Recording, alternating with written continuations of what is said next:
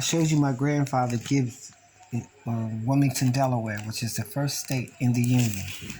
Um, and he was 32nd degree Mason, a master Mason.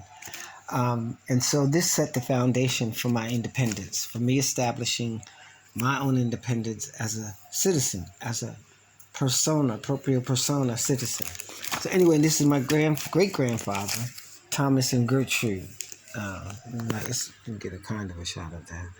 But Thomas and Gertrude Gibbs. Now, Gibbs is an ancient name. Gibbs is not a white surname that we got from what they say the white fathers.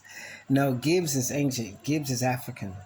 It's like Gibby land. We've always been the sanctuary, the givers, the Hebrews. So Gibbs goes on forever. You'll find anyone in Gibbs that's associated with Gibbs. Basically, we're literary people. We write about history. We support our legacies. So it's kind of in my blood to do this. And this is one of the oldest laws. This came from back in, I think it happened in 1700, late 1700s. And it's just documented 1845. But this is the laws of Maryland. Laws of Maryland made and passed at a session of assembly. This had to do with a lawsuit, a claim of land with the Gibbs, my ancestors. It was about a tract of land that John Gibbs took our name. They called him a slave owner, but he wasn't. Because we weren't slaves. But he took on that name in the way that the state was manipulating things at that time with land and citizens. Well, a lot of things had to be manipulated to be able to keep it straight. Now, since we were Hebrews and they knew we were children of God, it wasn't a racism thing at the time in that fashion.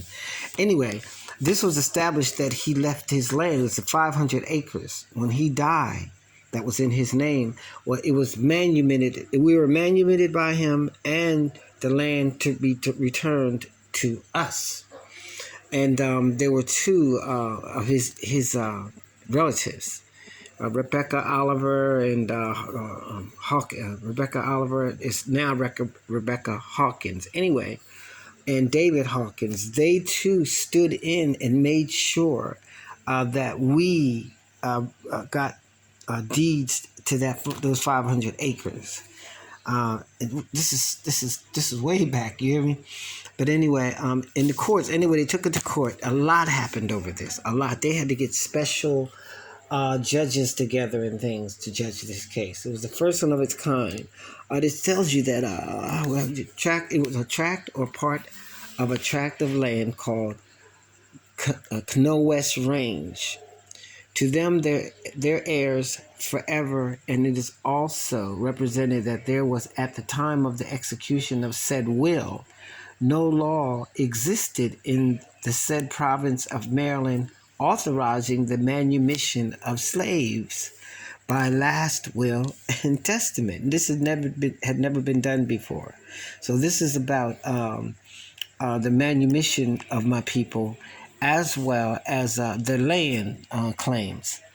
And it is further represented that the said devices are all dead and have left but two heirs, and that one of the said heirs, Rebecca Oliver, now Rebecca Hawkins, joined in a deed with her husband, David Hawkins, to Thomas Walker, bearing date July the 16th, 1839, duly acknowledged and recorded in the clerk's office of Queen Anne's County in one of the land record books for said country, but said deed did not, owing to the validity of the will under which the parties grantors derived their right, conveyed to the said Thomas Walker such a title as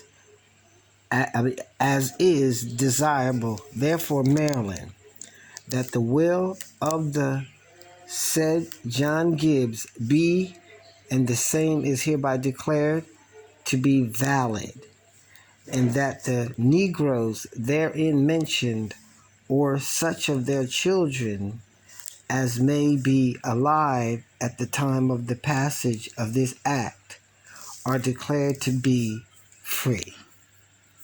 This is before manumission. This was before the Emancipation Proclamation. this was before emancipation, exactly. So ours was a manumission, manumitted. And then we sold land. We once this was done, we didn't hold on to it. We sold our shares and moved to Delaware. But this is very important because it shows the history of us and our birth and land right names, because this is the only land that we possess.